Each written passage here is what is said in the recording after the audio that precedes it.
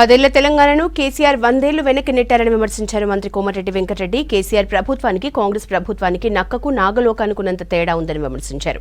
యాదాద్రి భువనగిరి జిల్లాలో పర్యటిస్తున్న మంత్రి ప్రభుత్వ విప్ బీర్ల ఐలయ్యతో కలిసి మీడియాతో మాట్లాడారు. పార్లమెంట్ ఎన్నికల తర్వాత హరీష్ బీజేపీలోకి వెళ్తారని చెప్పారు. రాహుల్ గాంధీ తెలంగాణ నుంచి పోటీ చేస్తే మోదీ కంటే ఎక్కువ మెజారిటీ వస్తుందన్నారు మంత్రి కోమటిరెడ్డి. రాహుల్ గాంధీ భువనగిరి నల్గొండ కోరమని పోటీ చేయమని నేను వ్యక్తిగతంగా లెటర్ రాసినాం.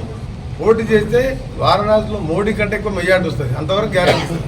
గత 10 ఏళ్లలో మొత్తం తెలంగాణను సర్వనాశనం చేసి ఆఖరికి ఏ విధంగా చేసిందంటే 6,000 స్కూళ్ళను, గవర్నమెంట్ స్కూళ్ళను కూడా బంద్ చేసి ఒక ఇల్లు కట్టకుండా, ఒక రేషన్ కార్డు ఇవ్వకుండా ప్రతిరోజు కుంభకోణాలే 6.5 లక్షల కోట్ల పైన అప్పు చేసి 38 కోట్ల కాంట్రాక్టర్లది వివిధ బకాయిలు పెట్టిపోయింది మా మీద.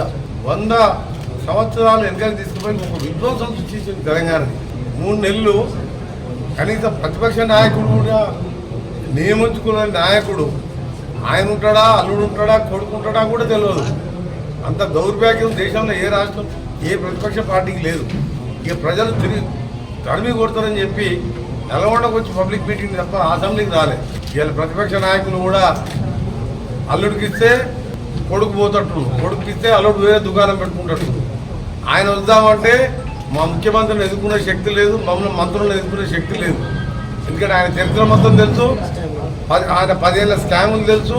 బీఆర్ఎస్ బీఎస్పీ కలిసి ఇంకో బీజేపీ కలుపుకో, ముగ్గురు కలిసినా సరే మీకు 13 సీట్లు వస్తాయి. కాంగ్రెస్ ప్రభుత్వం ప్రతిష్ట దిగజారలే, నీ పార్టీ మొత్తం కూడా దిగజారి మొత్తం జీరోకి వచ్చే పరిస్థితులు వచ్చి 3 సిట్టింగ్ ఎంపీలు వచ్చి సిగ్గు లేకుండా కేసీఆర్ మాట్లాడుతూ ప్రభుత్వం ప్రశ్నించారు. కేసీఆర్ గారు, నీ పార్టీ పని అయిపోయింది, అయిపోయిన పార్టీ గురించి మాట్లాడడం వేస్ట్. రేపు పార్లమెంట్ ఎన్నికల్లో తెలుసుకుందాం. నీ ఒక్క సీట్